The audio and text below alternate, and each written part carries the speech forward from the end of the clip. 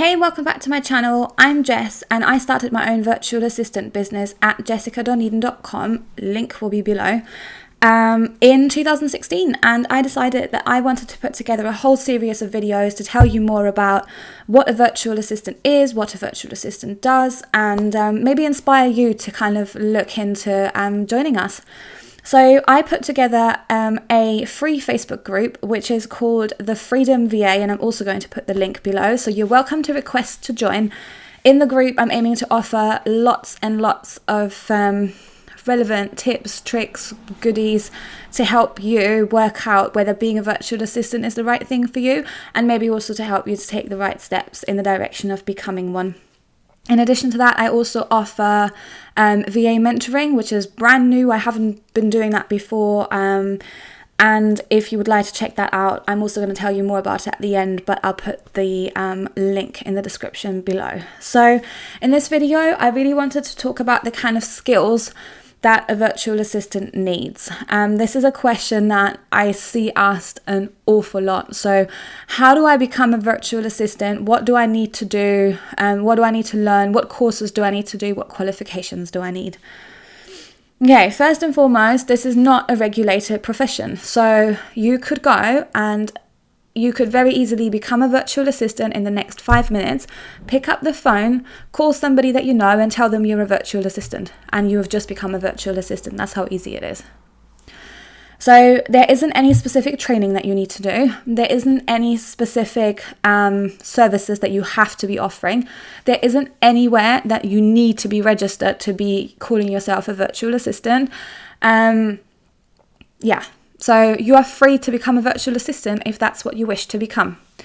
However, because there isn't any qualifications that all of us have done, and there isn't anywhere that we get registered, and there isn't anything else that you can do to make yourself be more serious or appear more committed to the whole thing than anyone else. It also means that there's a lot of people out there calling themselves virtual assistants, and some of them are not very committed to the whole thing, and they kind of change their mind every day of the week on whether they're a virtual assistant or whether they just like to be at home and not do a lot. And the problem is that has a negative effect on the rest of us. There's also people out there that offer themselves, at really low rates that you would never be able to compete with. And there's people out there that have a massive skill set in comparison to the skills that you will bring to the table. And that's normal. Okay, that's something that I might do actually separate videos on those kind of two things on how not to compare yourself to other people or how to deal with those times when you do inevitably right now compare yourself to somebody else. So what kind of skills does a virtual assistant need? Well, it depends what you're going to offer. I have personally not done any virtual assistant training. I know that there's a few kind of courses that different people offer out there. I can't give any recommendation on any of them because I haven't done any of them. I didn't really think it was necessary. And I think there's a lot of things that you can teach yourself and that you already know to kind of get the job done. So to me, there's kind of two aspects to what you bring to the table as a person. And I'm just talking about you now, you as the person that's watching this. There's two kind of sides that you bring to the table. There's first of all, what you know. Okay, so that's what I would say is your skill set. So the kind of jobs that you've been doing, maybe in your corporate job, in your day job, whatever you want to call it. There's the kind of knowledge that you have based on qualifications that you've taken. So maybe you've done a degree in marketing years ago and there's loads of stuff that you've learned. Maybe you've recently been on professional development courses. So for example, I actually trained in early years and that's what I studied. So it's early childhood education, but I also did a qualification in teaching adults because I was really interested in teaching and developing adults. So I gained knowledge of different sorts from both of those qualifications, and actually there was things in both of those qualifications that apply to my work today, although I don't look after children anymore. So so there's the what you know. And the kind of things that you can do. So your actual skill set, basically, that's one thing that you bring to the table. But also the other thing, and I think that's the bigger aspect, that I would say most of the time actually gets forgotten about is you also bring who you are to the table. So when I recruit for a team member to join my VA team, for example, I am first and foremost interested in who you are. I'm interested in your personality. I'm interested in your previous experiences. I'm interested in your values and beliefs. And then secondly, I'm interested in any skills that you bring. Why? Because I can teach you to build a sales page with lead pages. I can teach you to create a form in ConvertKit. I can teach you how you update somebody's WordPress website. This is knowledge and skills that I have that I can give to you. However, I can't teach you to be respectful to other people. I can't teach you to serve our clients. I can't teach you to be a nice person. I can't teach you honesty. These are not skills that I, as a person, although I am qualified in teaching adults, I can't teach you how to be a good person for this job. That's something that you were partially born with and the other half was delivered within your upbringing. I know we all have the nature versus nurture debate, and I don't want to, go into it for ages, but I believe that you are born the way you are for the majority, and then your parents have instilled a system of beliefs and values into you.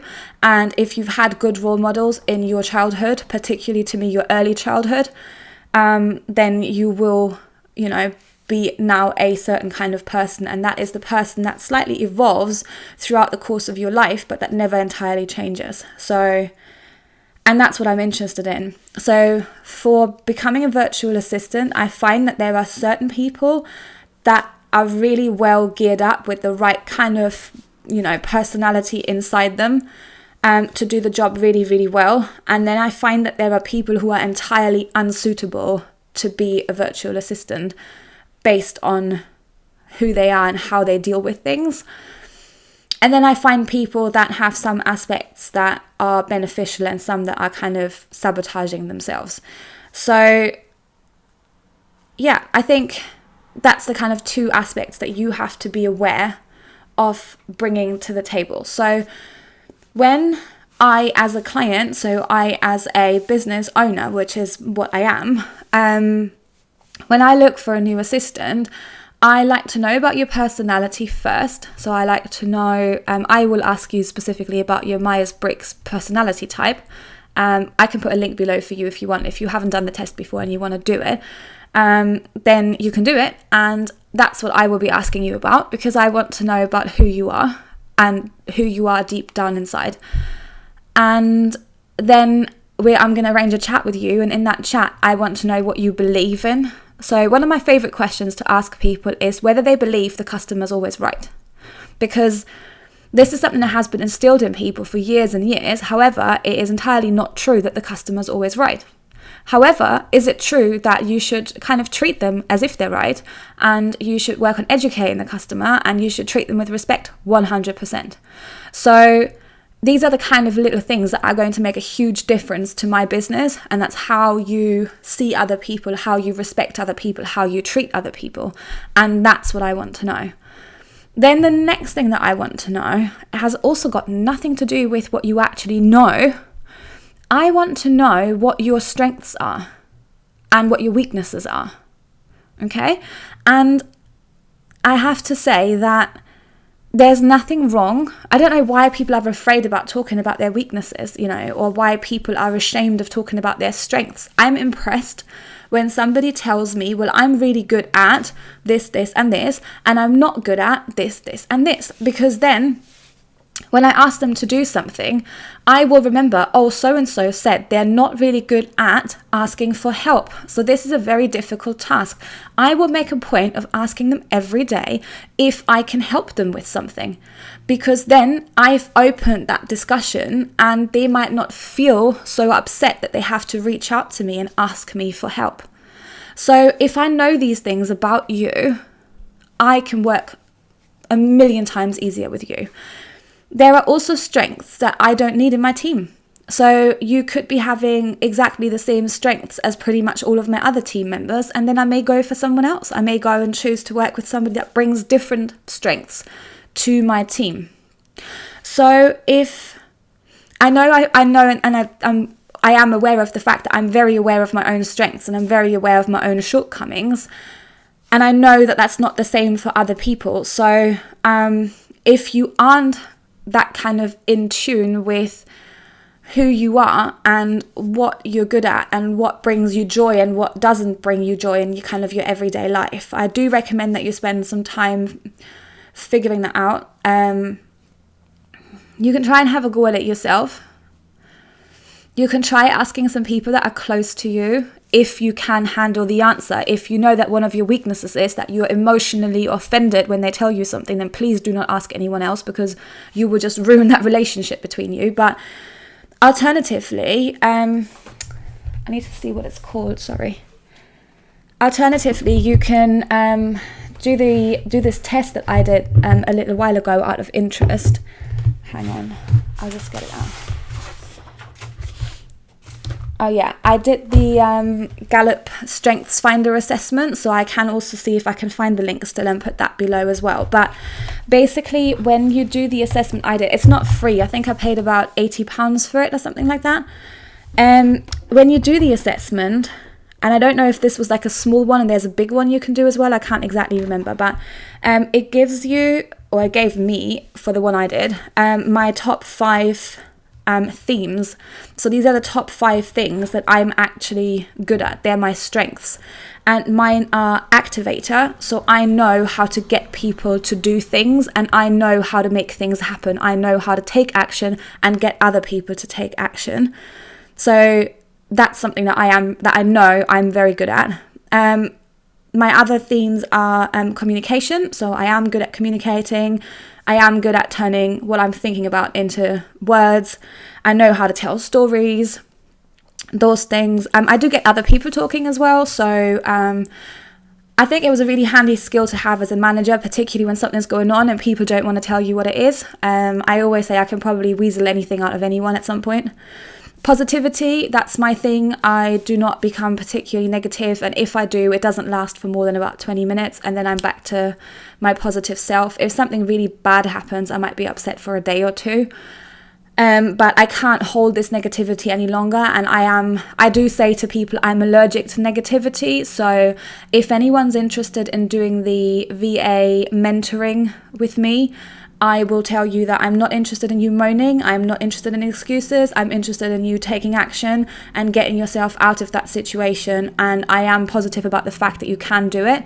So this kind of negativity, I react very badly to people bringing me this sort of negativity, because it doesn't do them any favors. So yeah, I'm a very positive person. Not stupidly positive, like not happy-go-lucky, like, oh yeah, everything will turn out fine. No. But, I do think in this world, in this day and age, you need to keep a certain amount of positivity within you, because otherwise things will get you down, and they will get you down badly. Self-assurance is one of my top 5 themes. So I know what I'm good at and what I'm not good at. And command. So I'm good at making decision, and I'm very honest, direct and plain spoken, and should be pretty obvious. I don't tend to hide things from other people. So yeah, that's basically my top 5 strengths. And if I look at everything that I do and the things that I know I'm good at, I think these are very true. So did I think that I learned something new about myself from that Strengths Finder assessment? No, I didn't. Did I feel like it was a good way of putting it into words? Yes. So definitely worth doing. Even if you feel like you already know yourself quite well, I would still recommend that you have a look at it and see if this is something that you might find interesting. So I look first and foremost at people's personality, so who they are and who they were born to be. I then look at their skills and like their interpersonal skills. I look at their strengths. I look at their weaknesses. It's okay to have weaknesses. I just got to make sure that across my team, we haven't all got the same weaknesses. Otherwise, my team is in a bad place, because there will be nobody to pick up the pieces for somebody else. And then the last thing I look at is the things that you know.